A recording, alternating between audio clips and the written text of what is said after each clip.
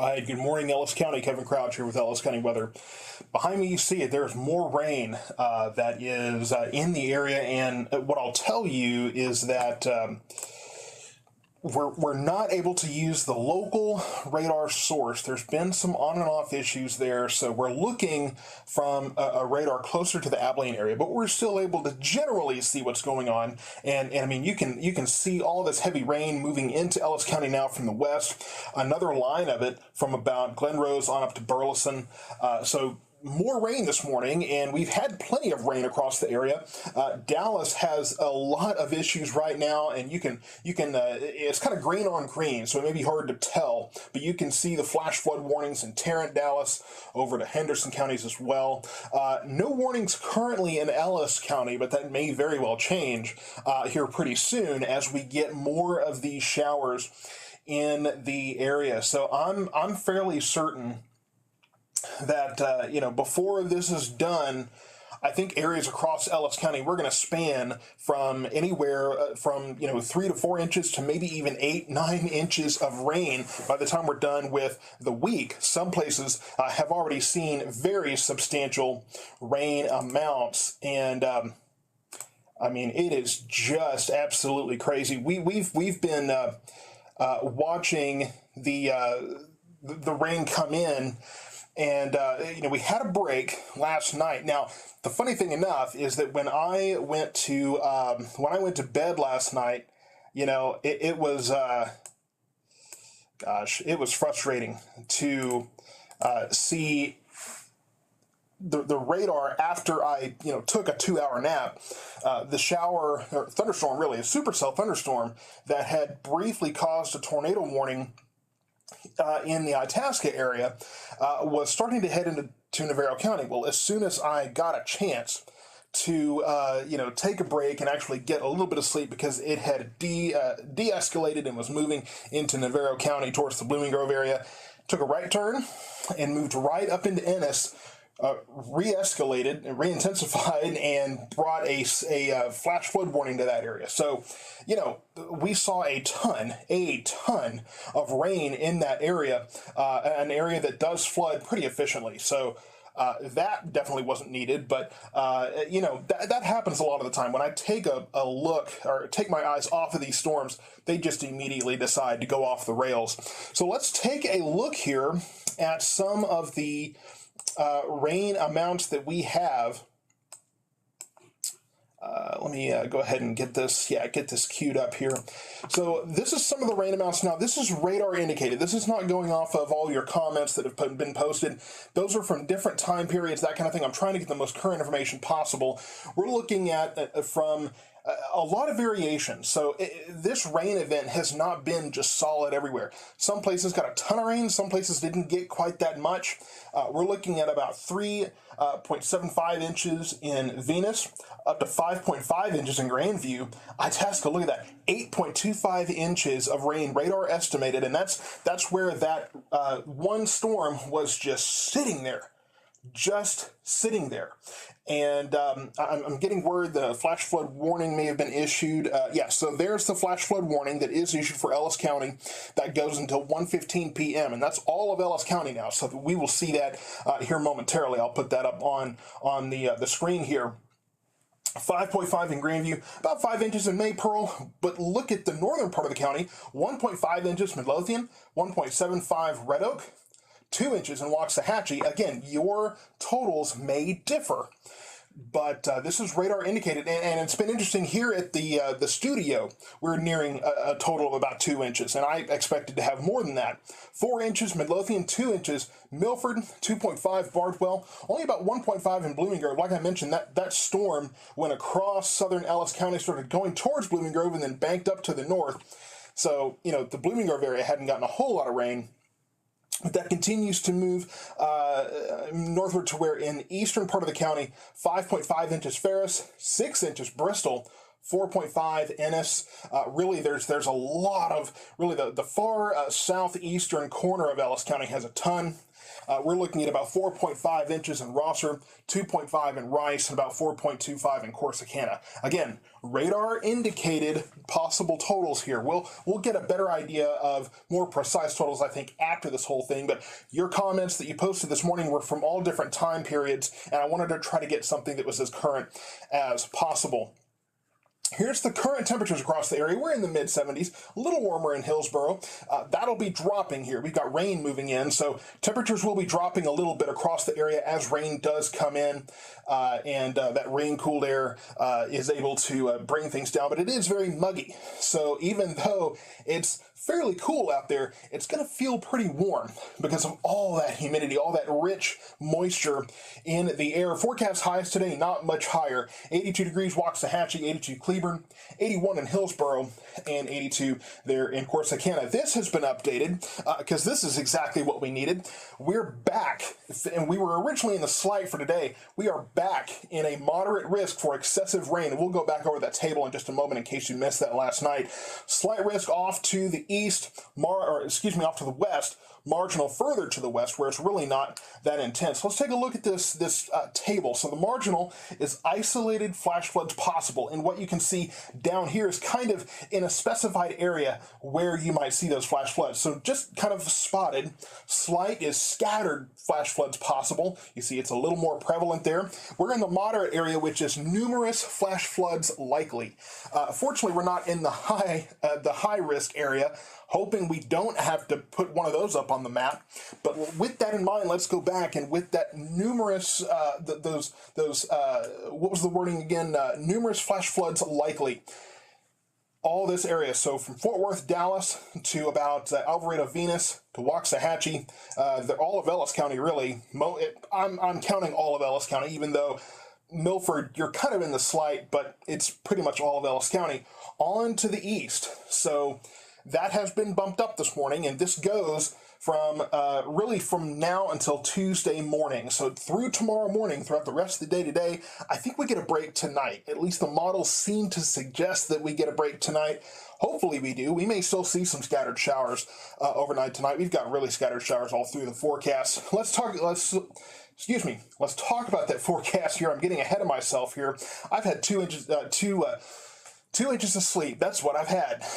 2 hours of sleep. So by the time I get to tonight, I may be looking for snowfall totals. Who in the world knows what I'm going to be like this evening? Monday, 100% chance of rain. It's raining, everybody. It's raining everywhere. It's raining a lot. I think it's pretty safe to say we got a darn good chance of getting some rain today. Highs are right in the low 80s. Tuesday, we're looking at about 60%. That may go down some. That may fluctuate. So I'm going to continue to watch that. That may be updated throughout the day. This was the forecast that I had this morning. Wednesday, we're looking at highs getting into the mid-80s. We're starting to warm up again. Wednesday, about a 30% chance of showers and thunderstorms. That's probably around 20 to 30%. Thursday, another 30% chance. We're getting up into the upper 80s here with another 30% chance of showers and thunderstorms. Then we bump that down to 20% for Friday through the weekend. Again, getting into the 90s. So it is August after all. It doesn't look like it. This does not feel like an August situation around here. But we are going to be getting back to relatively normal temperatures. I heard it was said this morning, I think by Evan Andrews up in Dallas, that this is the third wettest August for DFW. Let me just say that in a very short amount of time, we went from the hottest and possibly, I think, maybe the driest summer on record, the third driest summer on record, to now we're in the third wettest August. Welcome to the Twilight Zone here in North Texas. So this is what we're looking at for the rest of the week. Lows, of course, are in the low to getting to the mid-70s, so a lot better than the triple digits we had, right? So let's get back to the radar here, and I apologize if any of this doesn't go terribly smooth here. You'd be amazed what it takes to run this thing effectively when my monitor is kind of small. I need just a big screen TV on that wall. And this whole green screen thing, not as easy as it may seem. It takes a lot of practice. So let's take another look, and we do have that flash flood warning up here. I'm going to make sure I get the best possible picture here. So again, here's those showers and thunderstorms moving in. Like I mentioned, we're having to look at, okay, I've got somebody saying no audios. Are we having an audio issue, or is that just one individual? If it's one person, you may need to, sometimes Facebook will bring the audio up to where it's automatically, it's automatically turned off. Okay, so you can hear. Okay, good. So here's the showers and thunderstorms we have. Dallas is getting all of the rain, okay, and they're going to get no help. Look at how much rain is headed to downtown Dallas. This is going to probably be near, if not completely, a catastrophic event in downtown Dallas, because the flooding was unbearable and unbelievable this morning. It's only going to get worse. I've only seen a little bit. I haven't been able to watch the Dallas stations very much to get information from there. But downtown Dallas is really, really having some trouble this morning. Fort Worth, of course, as well. I think last night was the most of it they've got. But, all this rain, and this radar looks a little smudgy there. Again, we're having to go off a radar at Dyess Air Force Base out by Abilene because the local radar having some communication issues at this time. And while I am, let's see, I can get this to cooperate with me here. Go over to where I can see word from the National Weather Service here. I want to make sure that want to make sure that I'm keeping tabs on that as well. And I know everybody's putting comments out there. Hey, I'm trying my best to keep up with those. So the only problem, okay, I've got somebody saying the only problem is the dog will not go out and do his business. That's an issue. I mean, if I was a dog, I'd be protesting this, right? It's been dry for so long, and now you want me to go run out in the rain and go to the bathroom. I mean, we humans have it right, or we have it nice, where we can go into a private room, dry, comfortable, usually for most of us, and do our thing. I had to take my outside dog, who unfortunately is in a room right now by herself. She's too rowdy to be out, but I'm not going to make her stay. She's too rowdy to be in the rest of the house, but I'm not going to make her stay outside. But I did take her out on her leash into the front yard where it's a little less muddy, right? So that is a delicate balance I'm very familiar with. So I sympathize with the folks that are struggling with pets. But be fortunate, feel fortunate, and feel blessed that you're not having to deal with the major flooding issues that are plaguing other parts of North Texas. And we're not done. It's not like I'm talking past tense here. We have this flash flood warning, and let's just do kind of a refresher on that. I've got a mouse here that just does not want to cooperate. I'm going to have to check on that today too. Let's see. Okay, word from somebody in Dallas. Yeah, so over 9 inches for the month at DFW, number 2. So the second wettest August on record. Just an incredible year. So yeah, this flash flood warning goes until 1:15 p.m. and that is for all of the increased convection that we have. And convection is storm development, okay? Convection really is the warm air rising. That's what bubbles those storms up. That's what causes storms to build. So that's what we're talking about when we say convection. And this line going back to Glen Rose, beyond Glen Rose, really, this whole line going to be coming through as well. And again, it's not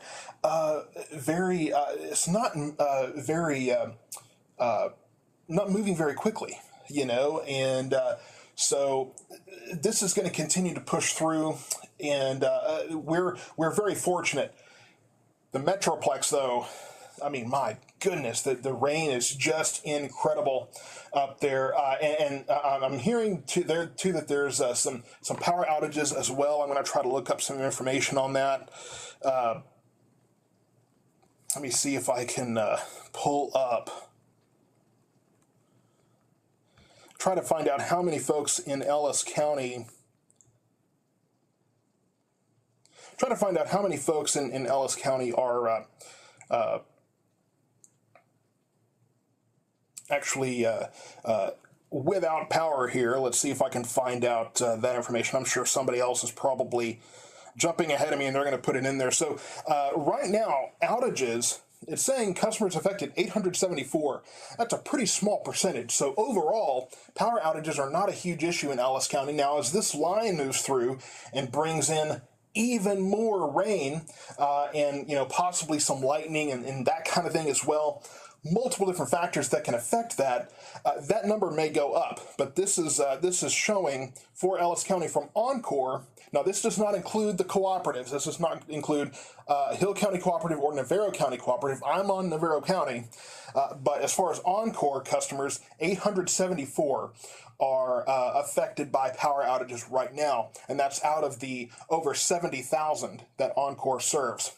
So some of the folks that are without power here might be in those cooperative areas, and I know that Navarro County Cooperative has been very, very great out here. Just about any time I see an outage here, they're pretty quick to come out and address that.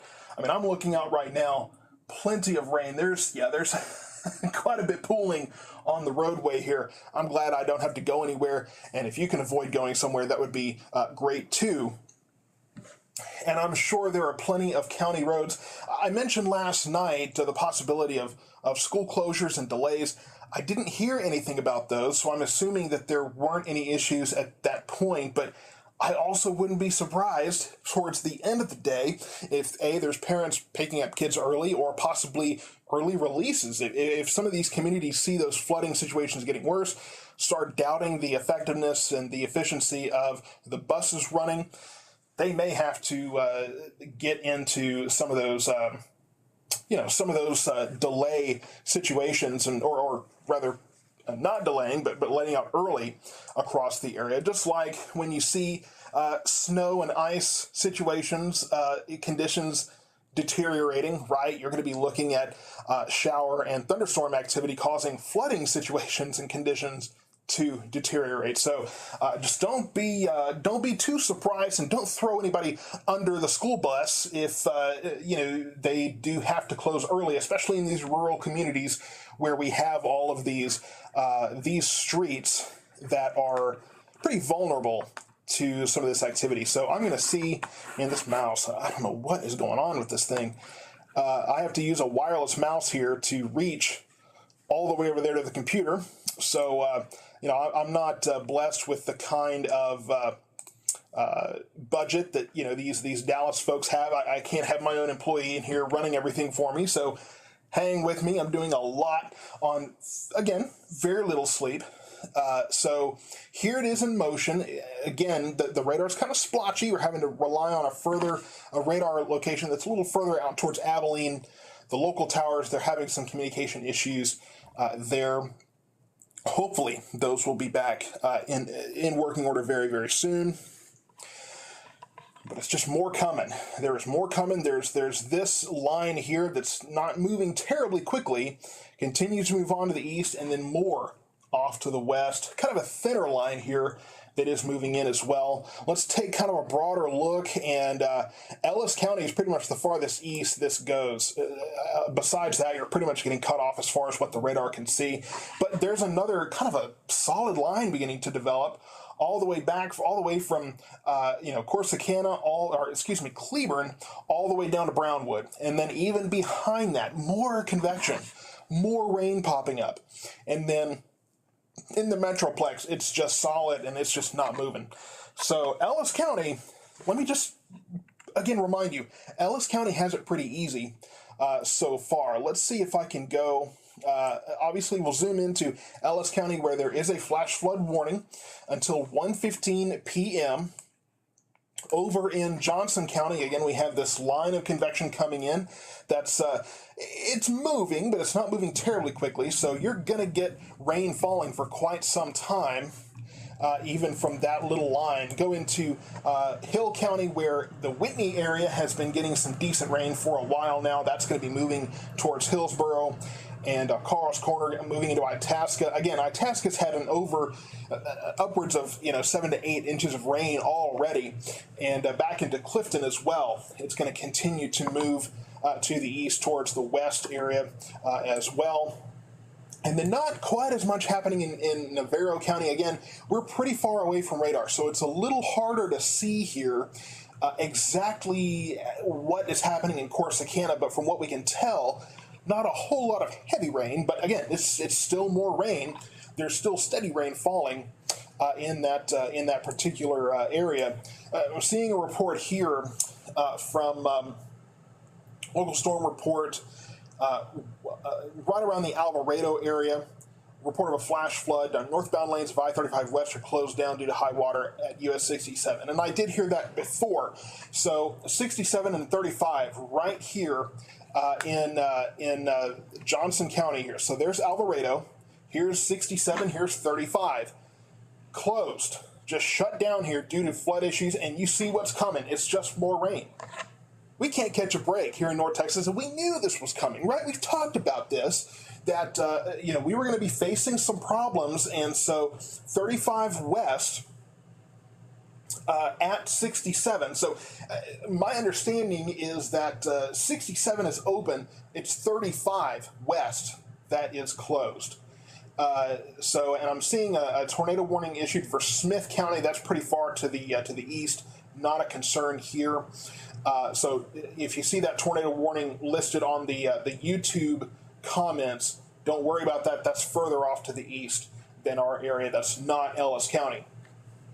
All we have here is flooding for our particular area. Okay, I think we got a pretty good lightning strike here, so we may. There it is. Might hear some thunder. This is the microphone I'm using is kind of a room-wide microphone, so the storm might get a line here. They like to do that. They love to get my attention, right? They love to bug me. Looking at more information from the National Weather Service, 8.4 inches now at DFW Airport. DFW currently number 3 of all time. We're breaking. This has been a summer of breaking records, and now we're breaking the complete opposite records. Again, like I said, welcome to the Twilight Zone here in North Texas, because my goodness, we are just we are looking at records all over the place. We were looking at one of the hottest summers on record, one of the driest summers on record. Now we're looking at the wettest August on record in some places, or the second or third wettest. I don't have numbers for Ellis County specifically yet. I'm going to have to research that a little bit, kind of see where Midway Airport measures up. But this may be record-breaking here as well. I wouldn't be surprised if it is. This is not normal for August, for sure. I'm going to try again to get to where I can see per county. Okay, let's see. Let's get an updated number on outages, electricity outages in Ellis County. Still saying about 877 customers affected. So generally not that many Encore customers. Again, if you're on a cooperative, that's not included. But still a relatively low number of power outages here. That kind of surprises me. A lot of the time in these flooding situations, you see more outages. Now, we've got plenty more coming in, so that may kind of add to that problem. We may see more of that now that we're really starting to get into the 3, 4, 5-inch range as far as Ellis County is concerned, at least western part of the county. We talked about these eastern county numbers that were quite a bit higher. And then we've got heavier activity off to the west, and we'll actually, I'm not really sure if I can really get much in terms of wind, but this, I would not be surprised if this line does in fact bring some stronger winds with it, because there is heavier convection there, so I wouldn't be surprised if we're seeing some wind issues there as well. So National Weather Service is talking about even more flash flood warnings, extending what's there, issuing new ones. This new batch of rain is really leading to some problems there. And we can go back through some of the reports of what we saw earlier. So we'll go back through. I think there's probably some new folks that have just jumped in. So let's go back through the what we looked at earlier. These are the reports, some of the rain reports I was looking at earlier, and these are radar indicated. This was about half an hour or so ago. Radar indicated, radar estimated. This is not live reports. I'm not using what was commented on. I know I put a post out earlier asking for your totals. Those are from this morning, last night, now, earlier. There's all different time periods there. It's not really reliable, so I wanted to get something as up to date as possible. We start off to the west, 3.75 inches in Venus. Again, this is all getting added to in real time. 5.5 inches in Grandview, 8.25 inches in Itasca, where that storm last night just sat there, dumping rain. Lighter amounts in Ellis County, at least northern Ellis County, 1.5 inches in Midlothian, 1.75 in Red Oak, 2 inches in Waxahachie, a little more in Maypearl, 5 inches there estimated. There was a little more rain there, 4 inches in Italy, only about 2 inches in Milford. And again, 1.25 inches in Blooming Grove. That storm that moved through Itasca moved across here, didn't bring too much rain to the Milford area. There was a little bit of variation there, but I tried to go for Milford proper. Blooming Grove, about 1.25 inches because that storm started to go towards Blooming Grove and then it banked to the north. 2.25 inches in Bardwell, 4.5 in Ennis, 4 inches in Palmer, 5.5 Ferris, about 6 inches estimated in Bristol. We get over to parts in Navarro County, 2.5 inches in Rice, 4.25 in Corsicana, 4.75 in Rosser. You can probably add a quarter of an inch at least to most parts of western Ellis County, and even more probably in Johnson County, where it's currently raining now. Current temperatures maybe a little bit warmer than this. Really, temperature's going to stay kind of steady for most of the day. 75 Waxahachie, 75 Cleburne, 78 in Hillsboro, a little warmer there. Hillsboro probably cooled down a little bit with some rain-cooled air. Corsicana, 77. This is all a very muggy mid to upper 70s in our area because we have all of this moisture here, all this tropical moisture. So it's in the mid-70s, but it's not going to feel that great outside. The highs today, not a whole lot warmer. 82 degrees Waxahachie, 82 Cleburne, 82 in Corsicana, 81 there in Hillsboro. So we're pretty much in the same area. Not a whole lot of change. We are back because, of course we are, back in the moderate risk of excessive rainfall. This is looking through tomorrow morning. Slight risk to the west and to the south. Further to the west is marginal, where everything is a little bit less organized. So there's kind of more spotty here. Starts to get organized in the slight area, and then of course by the time you get to where the moderate is, it's quite a bit more organized. So this moderate goes off to the east, a little bit to the southeast there, where there's still quite a bit of rain falling. And we actually talk about these categories, and we don't talk about these often. So let's go back through what this means. Marginal is isolated flash floods possible. And this little kind of table here shows you where it's just spotty across a particular area, right? That's kind of what this is demonstrating. Slight is scattered flash floods possible. It's either a little more prevalent. The moderate is numerous flash floods likely. We're not even possible anymore. It's likely there. And you see, of course, much more prevalent in the different areas. So that's what we're watching right now across Ellis County and on to the east and areas to the southeast. So we'll go back to that map. Now that you have that, parts of, or really half of Navarro County here in that moderate area, Ellis County, the majority of Ellis County included, Tarrant, Dallas counties where there's been so much flooding, and then continuing on to the east. So we were in the slight, but this morning's convection and all of this new rain putting us into the moderate area for today. We'll get back to this forecast again. 100% chance of rain.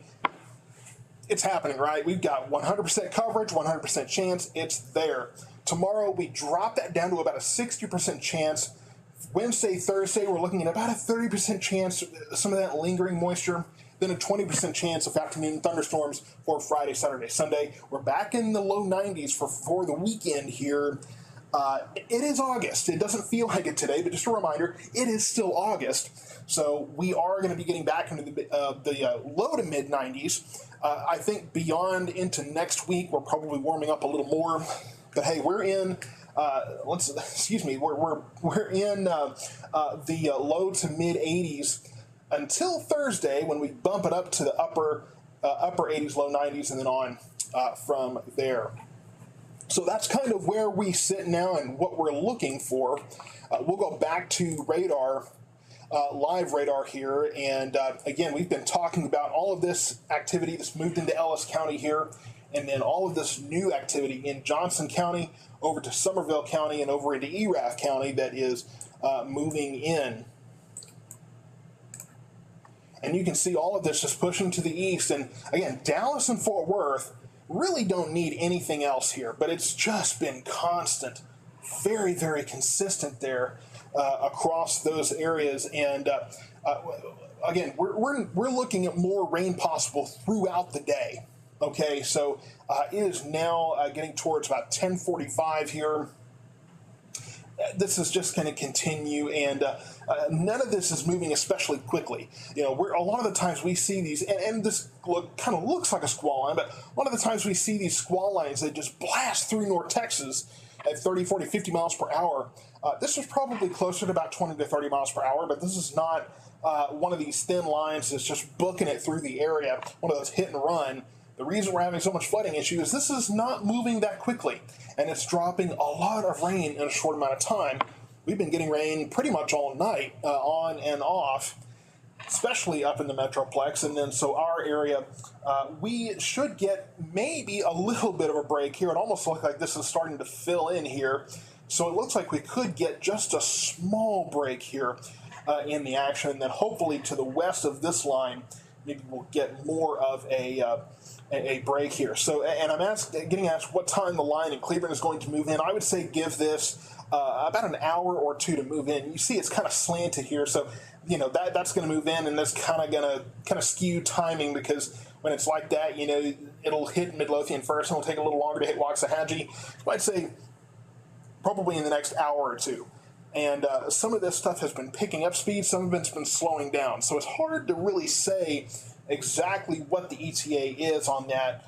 And of course, ETA is estimated anyway. So I would say sometime probably in the next hour or two, we'll see this come in. But we see the way that this has kind of been evolving and changing and bubbling and those kind of things. So, you know, don't take that too seriously. Don't plan around that estimated time there, because we're definitely not looking at anything shore here. We're just kind of we just need to be in the plans to get rain the majority of the day today. I think we get a break tonight. I think things dry up a little bit, at least late afternoon, evening.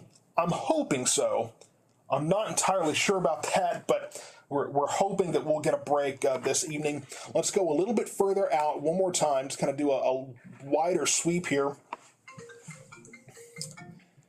And I'm sorry, just one moment there. Got a call coming in. So we'll continue to see all of this, and you can see this all the way down into the Waco area, down to Gatesville, all the way down to Lampasas. They're getting towards Austin, and then this new line here, all the way from Brownwood up to Cleburne there, up into the Dallas area. And even further west than that, you know, there's more convection bubbling up. But, of course, this area was in the marginal risk for flooding because it's spottier there. And then by the time it moves into this area, it gets a little more organized. And then by the time it moves into our area, it's just a big swath, right? There's just this massive area of flooding rains that is moving in. So I'm going to go ahead and wrap that up there. It looks like I might have a phone call to return here, but stay tuned to Ellis County weather here. Let's kind of zoom in and you know, just look at things overall. I'm getting some thunder here, so maybe that's my 5-minute warning before the power goes out or something. But continue to follow this. We're going to continue to watch and bring you all of the updates here. This line taking its time, going to drop plenty of rain in the Cleburne area from about Venus down to Cleburne on down to Glen Rose there. That's going to continue to just wreak havoc, and we will continue to watch those rain amounts too, bring those flash flood warnings and those different advisories to you as we go throughout the day. Again, we could be looking at a break overnight, but don't count on it too much. This is a good day to stay home and stay aware as the floodwaters continue to rise.